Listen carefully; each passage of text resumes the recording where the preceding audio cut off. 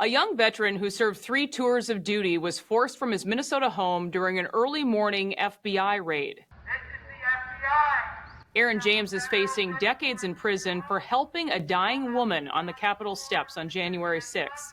Now he's questioning our so-called justice system, and he's speaking exclusively to Alpha News. Next.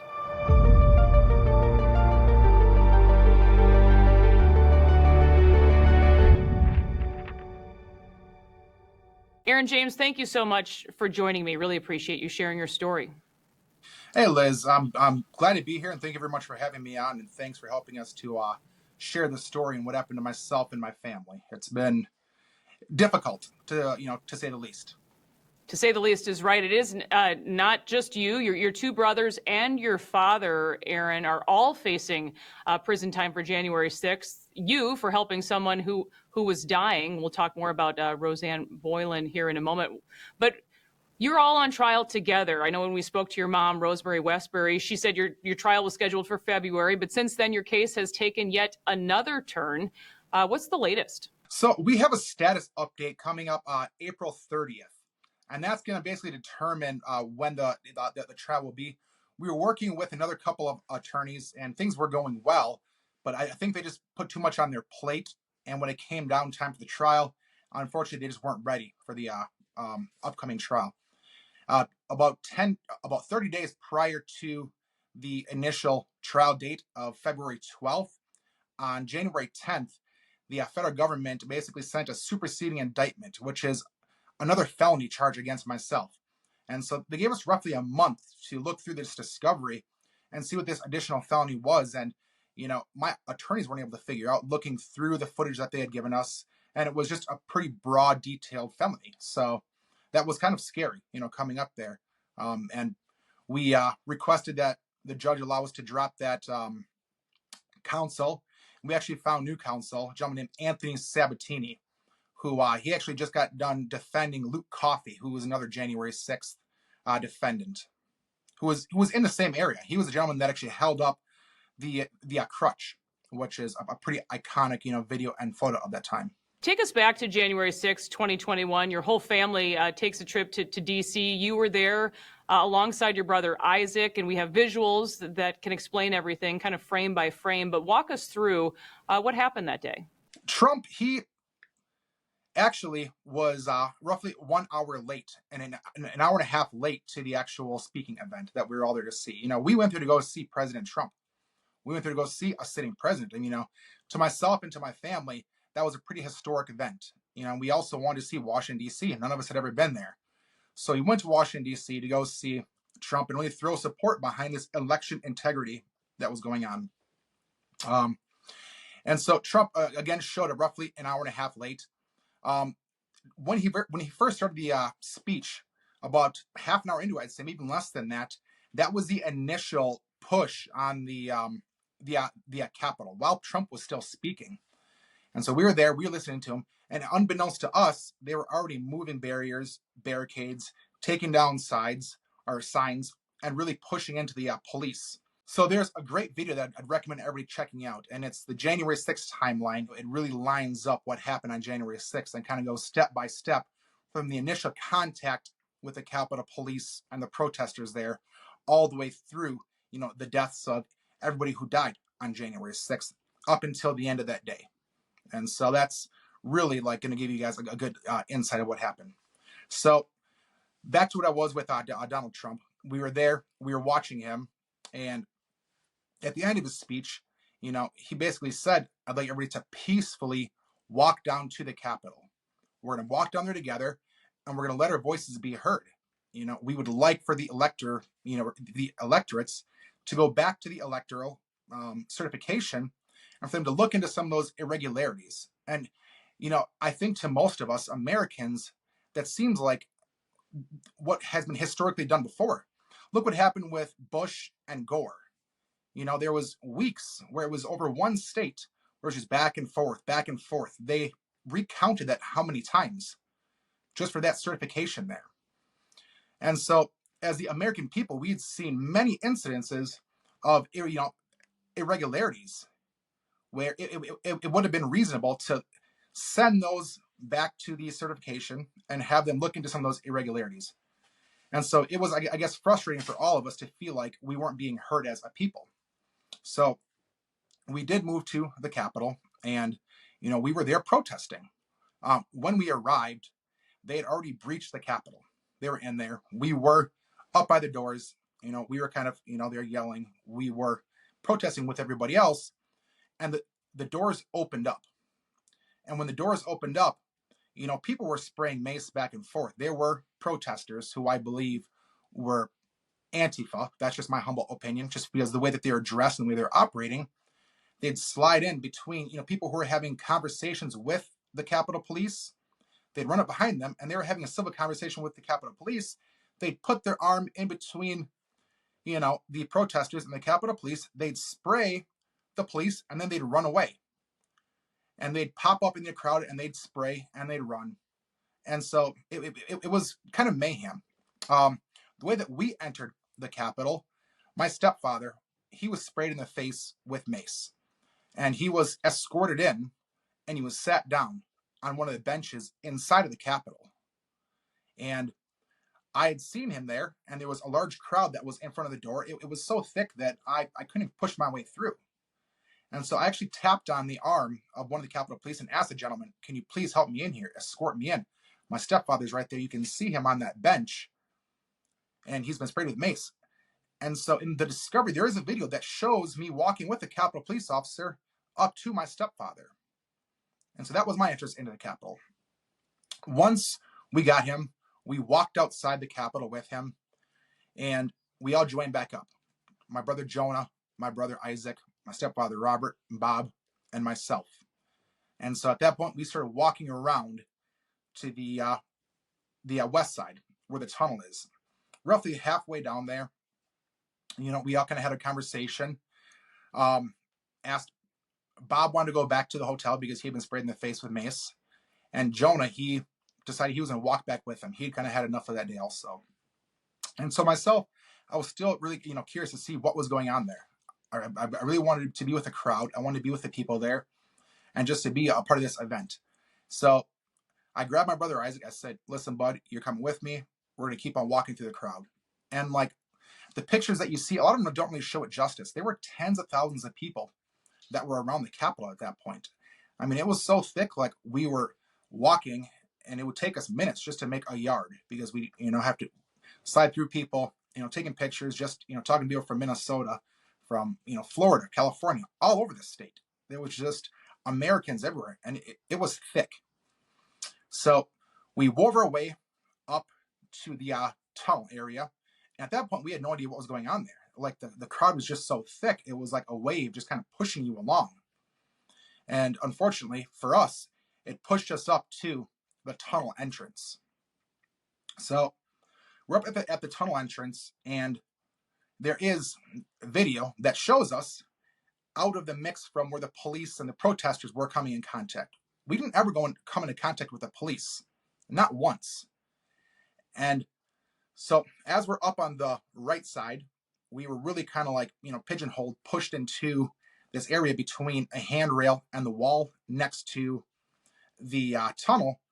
And I started hearing someone yell medic. And when I looked, I saw a woman who was basically being drugged with her stomach exposed. And it looked like she was, at that point to me, honestly, close to being dead, if not dead. And the people started, performing CPR on her.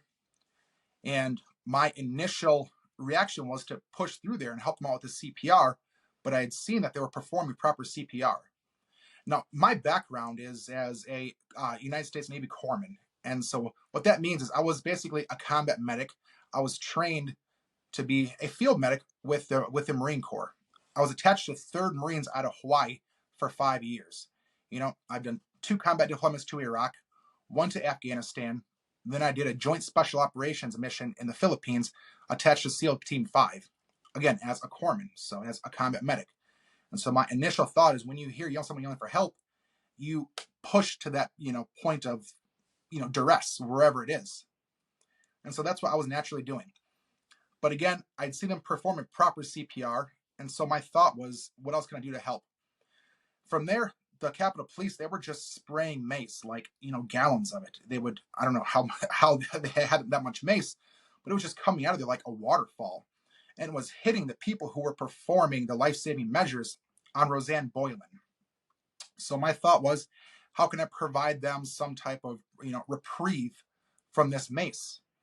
So I picked up a shield from the ground, slapped it in my brother's hand, pushed him out into the right in front of the tunnel, so he could block the mace from hitting the people who were performing CPR. I grabbed the shield from the ground myself, and there are multiple videos that show just shields being, thrown around. They were everywhere. So I actually picked one up, and we just held the shield, and we stood there to provide reprieve from this mace that was being showered upon these people.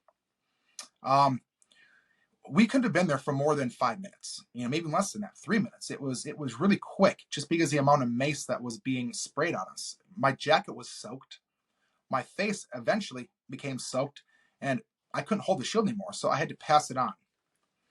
So I dropped the shield.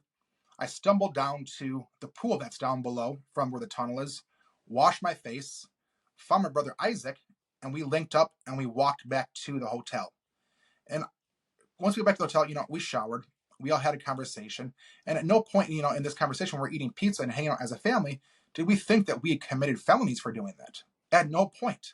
Yeah, I think the images really speak for themselves, Aaron. But now everyone, but your mom, is facing prison time. You're facing 11 charges in total, including 9 felonies. What even went through your mind when those charges came down? I was in shock, just in utter shock. Like, I didn't have any idea like what the felonies were. At first, I thought it was just for entering the Capitol, but that was only picketing, parading, and demonstrating in a restricted space. And so that was a misdemeanor, and many people had those same misdemeanors. And it just blows my mind. We do these town hall meetings together with people, and when we get together with them, we stand up in front of them and we always ask them a question: how many of you out there have ever had a misdemeanor? Whether it's a speeding ticket, whether it's disorderly conduct, whatever it is. Some people raise their hand, and then we ask them, do you guys know anybody else, friends, family, who's ever had a misdemeanor? Again, speeding ticket, disorderly conduct, whatever it is. More people raise their hand. And then we ask them, how many of you have ever had the FBI kick your door in for a misdemeanor? And no one's hand goes up. And so just that shock, it just feels like it's a miscarriage of justice. It isn't equal justice under the law. I do want to talk about that. There were 2 FBI raids at your home in Lindstrom. This one was recorded by your neighbor's doorbell camera. But let's take a look, because I want people to see and to hear this for themselves.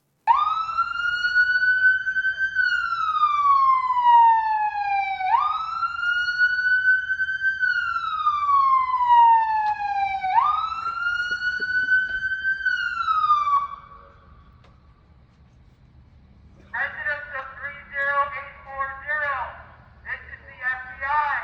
We have a federal search warrant for your home. Come out the front door with your hands up and nothing in your hands. We do not want to see anyone get hurt, so come out the front door with your hands up, nothing in your hands, and listen to the next voice you hear. Yep. You in the gray shirt, put your hands all the way up. You in the white shirt, stop. They're all coming out. You in the white shirt, stop. You in the white shirt, look at the armored vehicle. Keep your hands up, all the way up. So again, for holding shields to protect a dying woman, then to these FBI raids, this is what our government does. But as you said, there is more to your story. You served tours in Iraq and Afghanistan. Why did you enlist in the Navy? And talk more about that, your service, a calling you felt early on in life. I was I was in college at that time, and I recall I was sitting on these couches that they had, just in the lounge area, and there were these TVs up on the wall.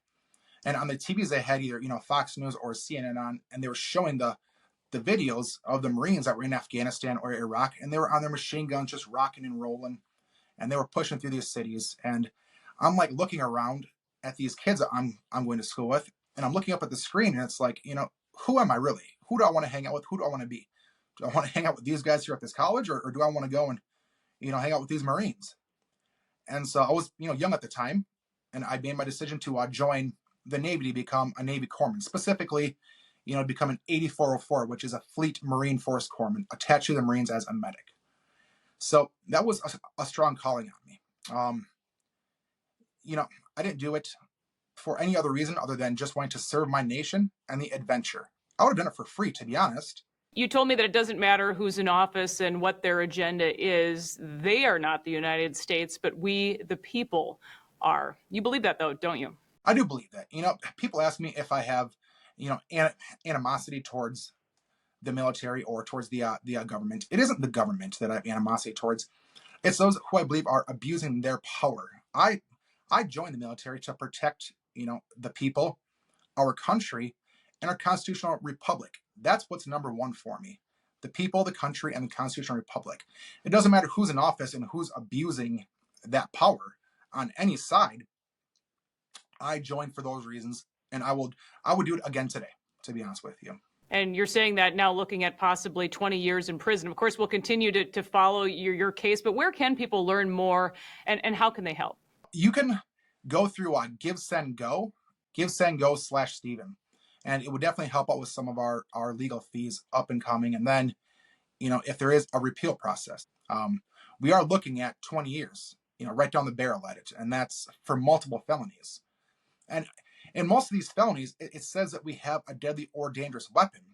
But those deadly or dangerous weapons, in the initial indictment, it said with a shield. So holding up a shield, they're considering a deadly or dangerous weapon.